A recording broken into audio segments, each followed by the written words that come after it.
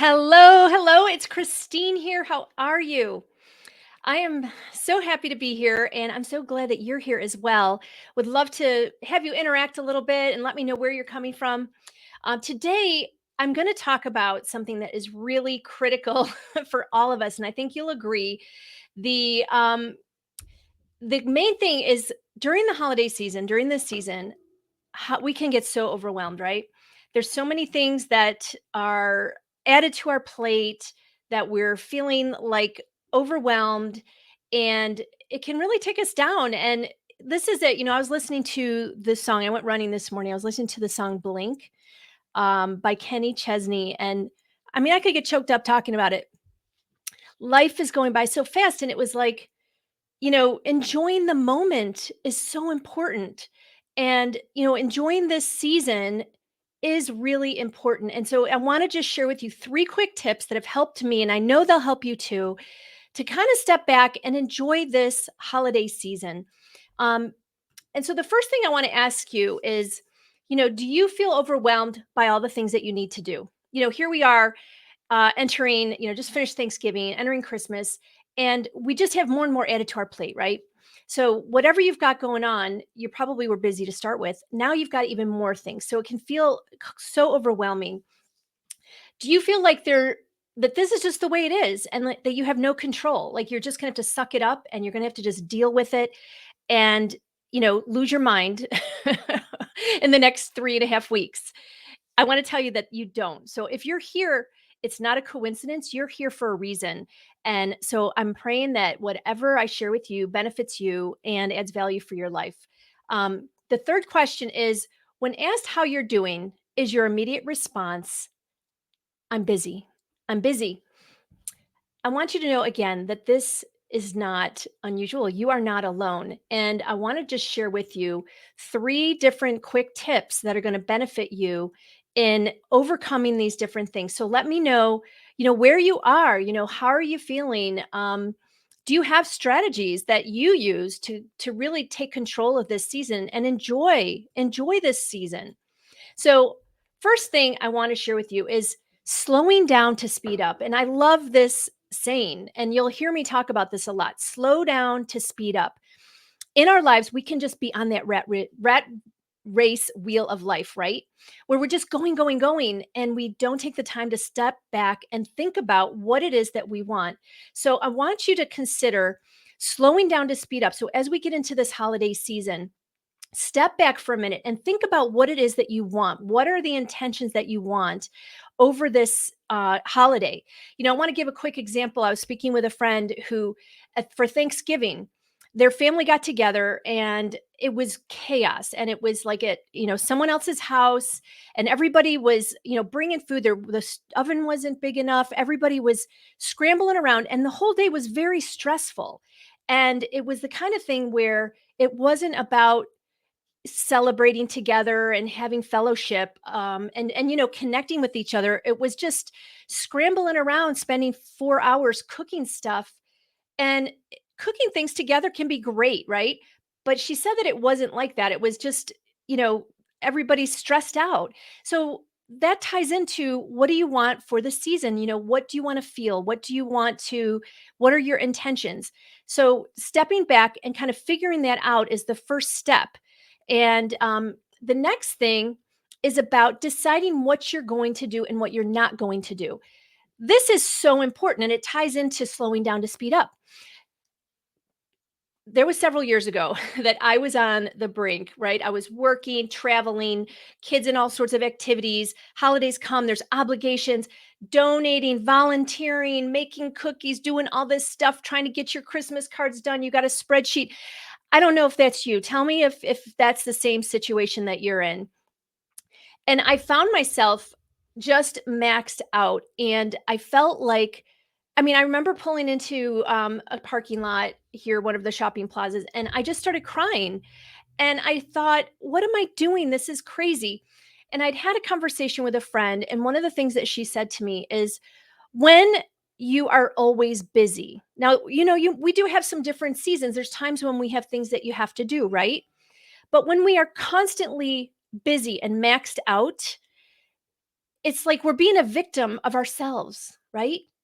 We're being a victim of ourselves because we control our lives, right? You and I control what we do, how we spend our time. And so when you stop and you think about, slow down to speed up and think about what it is that you want to do and what you aren't going to do, it is so uh it's just empowering. Like in that situation, what I mentioned, this was a Christmas where our family had we didn't go on any trips. We didn't have a photographer. Like we didn't do anything. We didn't have any good pictures of our family. And I was stressing out about, getting photos. I mean, does this happen to you? You're like, "Oh my god, we got to send Christmas cards." And I sat down and I looked at all the things on my plate. I decided that I'm not sending Christmas cards. I mean, that sounds so silly, but I think as ambitious go-getter women, we can feel like we have to, like, you have to send Christmas cards. And I said, you know what? I don't see how I can do this. I just can't. So I decided I wasn't going to send Christmas cards. I decided on, the gifts that we're going to get, and that's it. We're done. I decided on the things that I was going to volunteer for because I'm getting so many things like you. I want to contribute to everything. I mean, I know you do too. However, it's like I pre-decided these are the things I'm going to contribute to. These are the things I'm going to do. And I'm not going to feel guilty about not doing these other things. And I can tell you this, when I decided what I was going to do and what I was not going to do, it was like I instantly had this sense of relief. Like the stress went away. It was so weird. And I thought to myself, wow, this is all in my head. Like I created all this stress for myself and it's not necessary. So I want you to do the same thing. I want you to stop and just think about what you're going to do and what you're not going to do. The third thing is you are empowered to change the situation. Many times, many times, what can happen is that we have dynamics, right? Every year you have certain things, traditions that you might do, and you have dynamics with your family. Maybe you always go to your family's house at Christmas time. And, maybe there's things about some of these situations that you don't enjoy. I know someone, a good friend of mine, and she loves her family, but they drive her crazy. And I talked about this last week. But she would go because it was just what they always did, and she would be miserable. And so we talked about this and said, how can you create a situation that is good for you and that it's, you're making, we all want to make our families happy, right? But don't do it at your expense. So here's what happened. She and her family would travel and they'd stay at her mom's house. The bed was terrible. It was just not good. Like the dynamics, it's almost like, I don't know about you, but do you ever go back to your family and you're like a normal person, and then you get around your brothers, sisters, your family, whatever, and all of a sudden the dynamics are so different and you're like, this is not who I am, but it's just like it's the dynamics of how it is. But I want you to know that you're empowered to change the situation. So back to the story about this friend. So this her mom lived down in Florida. They would go down there, stay with her. She'd be miserable. So we talked about, like, how can you make this a good experience for you as well? What they started doing is they would go and they would stay in a hotel. Now the mom did not like this, okay? It was not easy at first. But she went down and they said, "Look, mom, we're staying in a hotel and we will meet you tomorrow morning for breakfast." And so it's kind of like you have to plan this out and prep your family if this is a situation for you. And so they started going down and spending time as a family, meeting up with her family, having specific activities, and really being intentional about how they spent their time together. And they had 2.5 days they would go, and they found that was the best formula where it was a good experience for everybody. Now, again, it was not easy at first. It did not go over well at first. But here's the thing.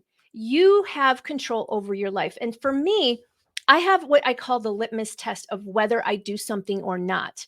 And my litmus test is if I if I'm going to do something, I'm going to do it with a happy heart, because I think about times when I would be around people and they would do something and then they're complaining the whole time and all that. It's like, no, if you're going to do something, I want you to do it with a happy heart. If you can't, okay, here's your three options. Number one, it's like figure out how you can modify the situation so you do have a happy heart, kind of like that scenario I just mentioned with my friend, and changing, how they were doing things over the holidays. So changing the situation where you enjoy it. Second thing is, the second question or the second thing you can do is, you know, change how you see it.